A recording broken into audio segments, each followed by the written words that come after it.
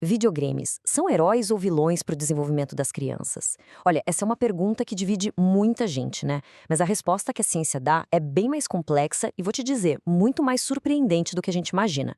Então, vamos mergulhar nos dados para entender o que eles realmente dizem sobre isso.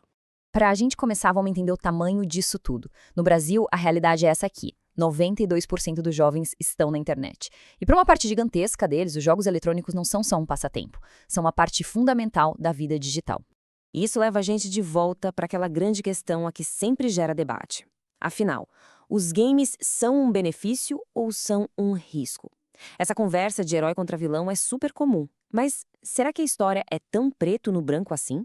A ciência mostra que não. Bom, vamos começar então olhando para o cérebro. E a primeira descoberta que a gente vai ver aqui já quebra um dos maiores estereótipos sobre o mundo dos games. Sabe aquela ideia que todo mundo já ouviu de que passar horas na frente da tela apodrece o cérebro? Pois é. O que a ciência descobriu é, na verdade, o completo oposto. Os jogos podem funcionar como um verdadeiro treino de alta performance para a mente. E olha, isso não é só um achismo, não. Tem dados concretos por trás. Um estudo super completo de 2022, que analisou mais de 2.000 crianças, trouxe números bem sólidos para essa discussão. E os ganhos observados foram bem específicos. Crianças que jogavam com frequência mostraram, por exemplo, uma memória de trabalho melhor e um controle maior sobre os próprios impulsos. Na prática, era como se os jogos estivessem turbinando circuitos cerebrais super importantes. E a história fica ainda mais impressionante. Pensa só, alguns videogames estão deixando de ser só entretenimento para virar, de fato, ferramentas terapêuticas. Isso mesmo, com validação clínica e sendo até receitados. Um exemplo bem famoso disso é o Sparks. É um jogo criado especificamente para ajudar adolescentes com depressão, e os estudos mostraram que ele pode ser tão eficaz quanto a terapia convencional. É algo tão sério que alguns sistemas de saúde já estão incluindo games em suas estratégias oficiais de tratamento. Ok, a gente já viu os benefícios para o cérebro, mas e a parte social? Bom, agora é hora de derrubar outro grande mito, aquela imagem do jogador solitário, isolado no quarto.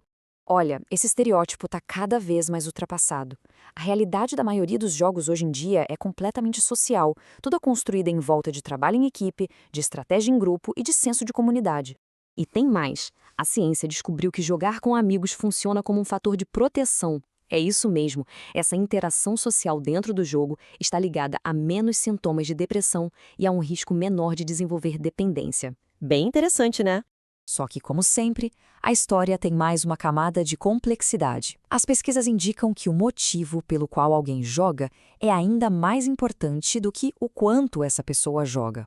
E a diferença aqui é gritante. Jogar por diversão ou para se conectar com os amigos geralmente leva a um bem-estar maior.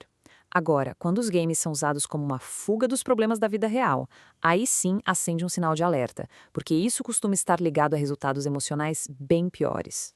E é exatamente aí, quando o jogo vira essa válvula de escape, que a gente entra no lado mais sombrio da história. Porque os riscos são reais e hoje são oficialmente reconhecidos pela comunidade médica mundial. Para ter uma ideia, em 2019, a Organização Mundial da Saúde incluiu o transtorno de jogo na sua lista oficial de doenças. O que isso significa? Que o vício em games deixou de ser só uma preocupação familiar para se tornar uma condição de saúde que pode ser diagnosticada. E o diagnóstico se baseia em 3 pilares principais. Primeiro, a perda de controle sobre quanto tempo se joga. Segundo, o jogo vira prioridade máxima, passando na frente dos estudos e da vida social. E terceiro, a pessoa insiste em jogar mesmo quando as consequências negativas já estão bem claras.